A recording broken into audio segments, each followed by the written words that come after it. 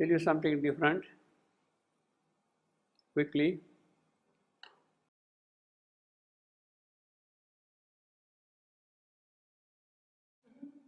Shibandu's own handwriting, facsimile of his own handwriting.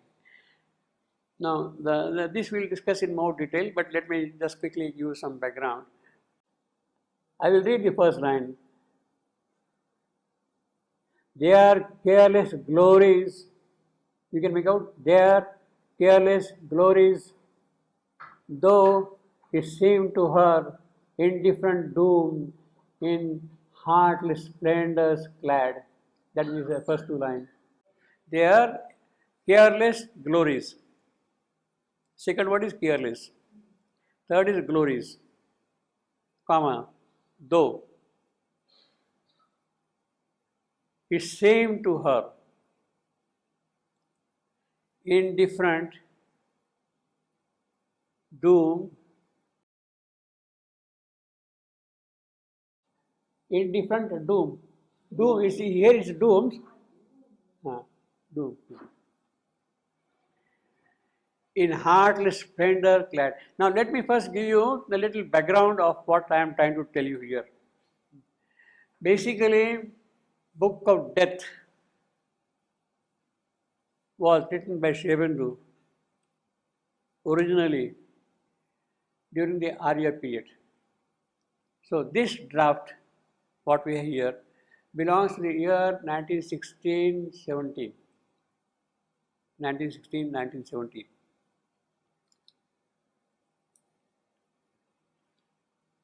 This particular thing.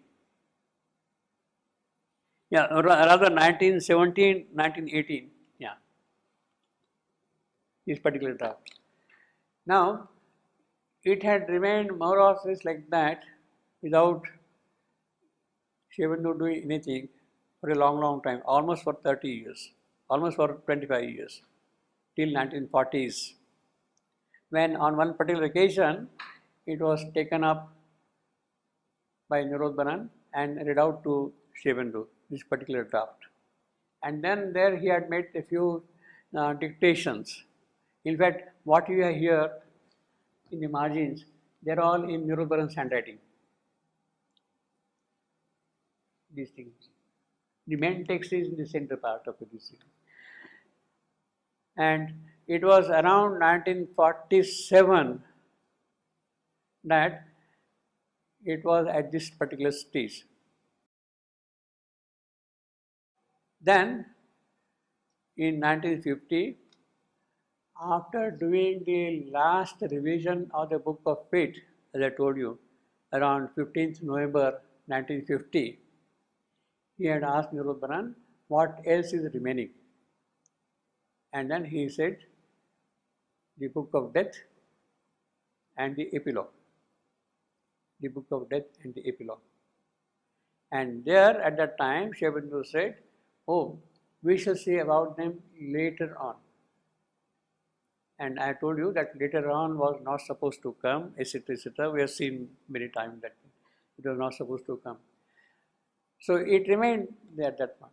Now, the background of this page, in fact, this particular manuscript or the book of what we have got here runs into about 7 pages. And what we have here, this dividing line is halfway of those 7 pages. Means there are 3 pages before and 3 pages after this one, you see. Now the first 3 pages up to that dividing line which is there, that arrow is there, up to that dividing line have become, in fact at that time when this was done in 1947, the Book of Yoga did not exist. Book of Yoga did not exist at all. But the first half of this 7-page manuscript up to that point became a part of the first canto of the Book of Yoga, the Joy of Union. And the second part from that line down below is what we have presently as the Book of Death from this point on. So, this dictation, Book of Death 3, Death in the Forest, what we have got here in the margin, in Nirodharan's hand, was dictated by Srivendra, showing that the earlier part will be a part of the Book of Yoga, and the later part is what we'll have in Book 8 here. Clearly. Book 8 here. So that is the little background of this thing. Now, although the first half of this 7-page manuscript became a part of the Book of Yoga, that was also revised and elaborated considerably. It is not only these 4 pages that constitute Canto 1 of Book 7, you see. But from this point onward, it has remained practically as it was in the final Savitri, what we have here, you see. You can see here clearly, Book of Death 3, Death in the Forest, in 1947. In 1947. And you also see here 2 tick marks. It means that while this was being typed, some doubt had arisen, what is this? 3, where from? Suddenly, like that kind of thing. And Srivendra confirmed that, yes, it is 3. It is Book of Death 3. That is what the tick mark means. It has to be retained as it is. And you can see here that P on the left hand side, para, break from the previous and the other part, you see. And you have got here this line, now it was here in this great golden dawn. That is the first line of the Book of Death. No, they have gone back to Book 1 of, Canto 1 of Book 7.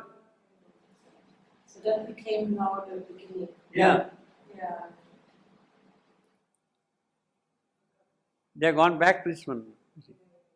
So basically, this line, now it was here, this great golden dawn, in this script, you have a very distinct full stop after dawn. All the earlier editions of Savitri, 1951, 1954, 1972, all the earlier editions of Savitri had removed that full stop. It is not present there.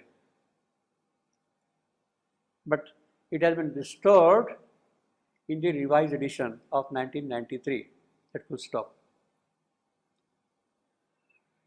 Now, it is a question of some argument and some decision making, whether the full stop should be carried forward or should be removed.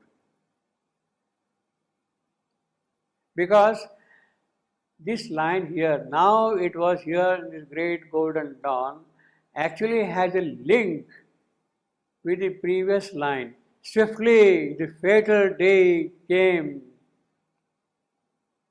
striding on. Swiftly the fatal day came striding on. And now it was here. Now it was here. That it would stand for fatal day. That it would stand for fatal day. But if the fatal day had disappeared, then to what you link that it? Because it has gone now 6 cantos back, you see. 7 cantos back, you see. In my opinion, if the link is missing between this and the previous line, the fatal day, you want the line numbers? Canto, Book 8? Book 8, first line itself? Yeah.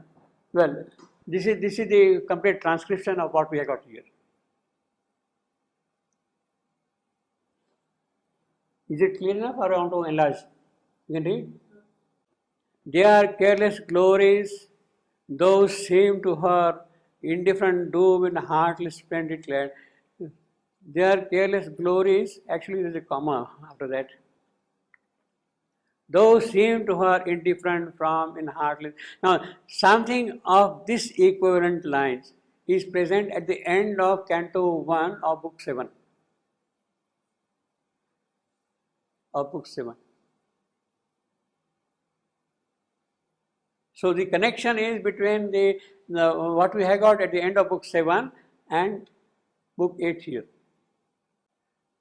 Now, of course, because I don't have the facsimile of the previous page, I can't link up that thing directly, but you can see it. So now what is here is their careless glories, those seem to her indifferent from an heartless splendors clad, who hid, who stands for doom, who hid with his bright hand the death of joy. That is a sentence. Swiftly the fatal day came striding on. The fourth line here. Could you say where it is 115, it doesn't say that in 101? No, this part, these few lines will be the corresponding to what we have at the end of Canto 1 of Book 7. This is not there. Is equivalent. I'm not saying exactly. It's not these lines there. Is there. We'll see that thing again. Yeah. I'm just pointing out here at the moment. Yeah. So here, then now it was here in this great golden dawn. Book of Death, what Shavan was said, plus those two tick marks here.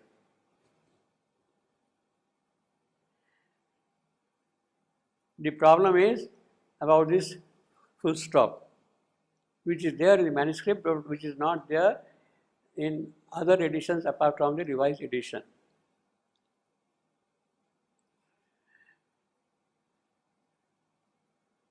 Basically, what I would say is that because it is standing as an independent book now, without the linkage with the previous passage here, now it was here in this great golden dawn, goes pretty well with what we have at the end of the book of Yoga, Canto 7. It was here in this great golden dawn. Savitri was told to annul herself totally and only so that only God be. She was told to annul herself completely so that only God be. She was told that. She has done that part of yoga. It would mean that she would have disappeared now into the absolute. She would have vanished from this creation. She would have lost the purpose of her taking birth here. Had she totally gone and dissolved into the absolute, that would have been the end of Savitri's mission. But then, at that point, the ancient mother clutches her child back, as we have seen earlier. The ancient mother, the mother of the earth, the mother of evolution, of this creation here. It is she who is pulling her back. Savitri, you cannot go. You cannot disappear from this creation. You have work to do here. You must perform that work here.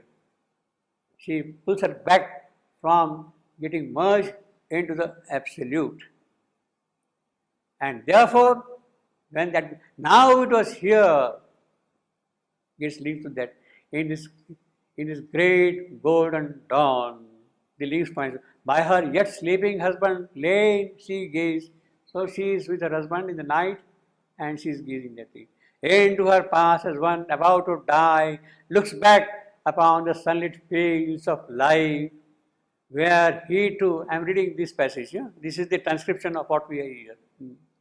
Now it was here, this great golden dawn, by her yet sleeping husband lain, she gazed into her past as one about to die, looks back upon the sunlit fields of life, where he too ran and sported with the rest, lifting his head above the huge dark stream. This is what she sees now, about the dark stream.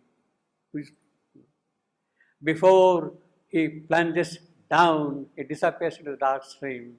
She lived again the whole year in a swift and eddying race of memories. Then she rose and service done, bowed down to the great goddess simply carved by Satyavan upon a forest stone. This is the exact transcription of what we have here. You see. What prayer she breathed her soul and Durga knew. This is the way Shabanu has spelled the word Durga in the earlier manuscript. This is the way he has spelled Satyavan in the Arya period, you see. Later on, he spelled Durga, D-U-R-G-A. But in the first edition, it's still double. Pardon? Double O. Yeah. In the first edition. Yeah, Durga. Yeah.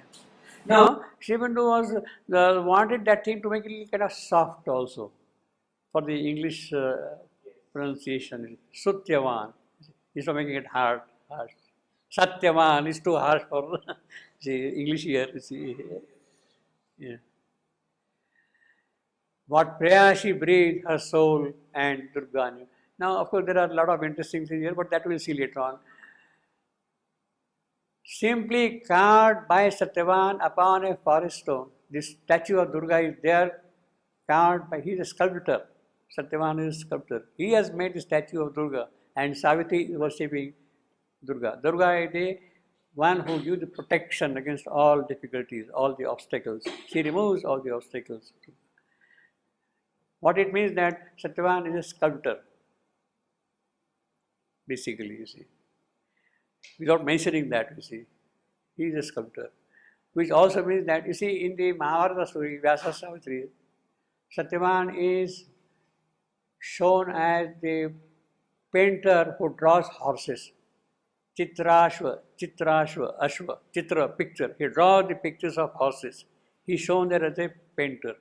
Shivandu has transformed him into the painter of horses, from the painter to the sculptor. See? Because he has to deal with stone, with the material things. See? He has to deal with the material things. See? So that is the brief background. We'll discuss this in more detail next time because there is a lot of material around that. We'll take it up again. As we now start the text, we'll take up this again next time.